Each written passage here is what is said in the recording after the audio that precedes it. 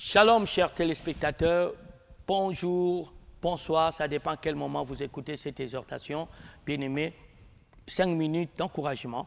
Et actuellement, nous sommes en train de parler sur les 5 vertus de l'Évangile. Nous avons déjà vu, la première vertu consiste à ce que l'Évangile sauve. Et là, c'est la seule chose, le seul élément qui peut sauver l'homme de toute situation et de tout état dans lequel il peut se trouver. Quelle est la deuxième vertu que la Bible attribue à l'Évangile? Cela, nous allons le trouver dans Éphésiens au chapitre 6. Et avec votre permission, je vais lire le verset 15. La Bible dit « Mettez pour chaussure à vos pieds le zèle que donne l'évangile de paix. » Je réponds « Mettez pour chaussure à vos pieds le zèle que donne l'évangile de paix. » Apparemment, l'évangile a cette vertu de donner la paix à quelqu'un. L'évangile de Jésus, la bonne nouvelle du royaume de Dieu, a la vertu de donner la paix à ton foyer, la paix à ton mariage, la paix du cœur qui te manque à cause de déceptions, à cause de blessures du passé, à cause de problèmes que vous avez tout le temps. La Bible nous dit, lorsque nous croyons à cet évangile, lorsque nous annonçons cet évangile aux gens qui manquent la paix, qui mènent une vie troublée, qui mènent une vie, perturbée, agitée, lorsque nous pouvons leur annoncer cet évangile, ceux qui vont croire, ils vont aussi recevoir la paix. Et j'aimerais aussi m'adresser à vous qui m'écoutez aujourd'hui que si vous n'avez pas la paix, bien-aimés, il n'y a que 2 raisons. Première raison, peut-être que vous n'avez pas encore entendu parler que l'évangile nous révèle le prince de paix, celui qui donne la paix. Son nom, c'est Jésus-Christ de Nazareth. Deuxième élément, où vous avez entendu l'évangile, mais vous n'avez pas cru à Jésus-Christ, le prince de paix.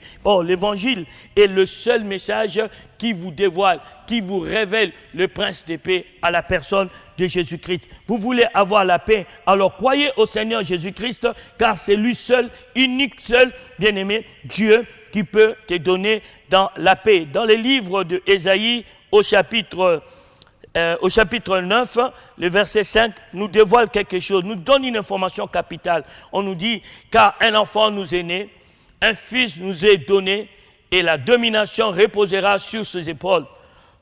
On l'appellera admirable, conseiller, Dieu puissant, Père éternel et prince de paix. Voyez-vous, Jésus est celui qui donne la paix. D'ailleurs, avant de quitter ce monde, il s'adressa à ses apôtres, il leur dit, je vous donne ma paix, je vous donne la paix, je vous laisse ma paix. Voyez-vous, quand vous croyez à l'évangile de Jésus, quand vous croyez à cet évangile qui peint Jésus, qui vous dévoile qui est Jésus, cet évangile va vous donner la paix. Et dans le mot paix, ce que nous, les Juifs appellent shalom, bien-aimé, ça veut signifier tout simplement le repos, le bien-être, la sécurité. Lorsque vous avez le shalom, ça veut dire vous entrez dans une vie de tranquillité, dans une vie apaisée, dans le repos. Et lorsque David, bien-aimé, a eu à remporter des victoires, la Bible nous dira, un endroit dit que le roi était en paix, Dieu donna la paix à David de toutes parts. Donc si vous voulez avoir la paix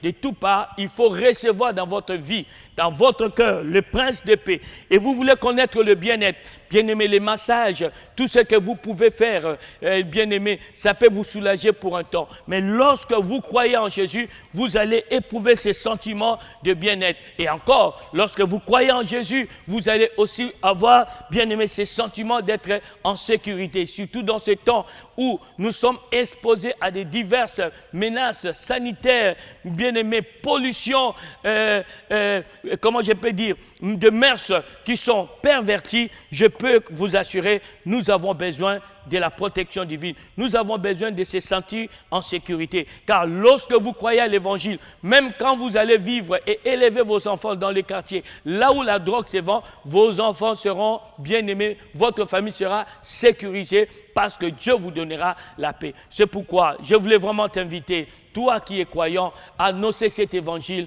qui donne la paix. Mais toi qui n'es pas croyant et qui ne comprenais pas pourquoi il fallait accepter, croire en Jésus, je peux vous assurer, il est le seul qui peut vous nous donner la paix, pas comme le monde donne, mais une paix, bien-aimée, éternelle et de tout part. C'est pourquoi je voulais t'inviter ce soir ou aujourd'hui, bien-aimé, si tu veux, aujourd'hui t'engager à croire en Jésus et tu vivras en paix. Tu dormiras en paix et tu te réveilleras en paix. Tu sortiras de chez toi en paix et tu rentreras chez toi en paix. Si tu es d'accord avec moi de découvrir, de rencontrer, de recevoir cette paix, penche ta tête là où tu es et suis-moi dans cette prière et Jésus-Christ te donnera la paix. Si nous pouvons pencher la tête et nous allons prier ensemble. Père, dis après moi, Seigneur Jésus, je viens d'entendre ton évangile et j'ai décidé de croire que tu es le prince de paix. Tu es cette tour forte qui me met à l'abri de tout danger. Je crois, c'est pour mes péchés que tu es mort et c'est pour ma justification que tu es ressuscité. Par conséquent, j'ai décidé de te recevoir comme mon sauveur et mon Seigneur personnel. Manifeste la vie des enfants de Dieu en moi et donne-moi un temps de repos, un temps apaisé dans ma vie et dans ma famille. Au nom précieux de Jésus-Christ que j'ai ainsi prié. Amen.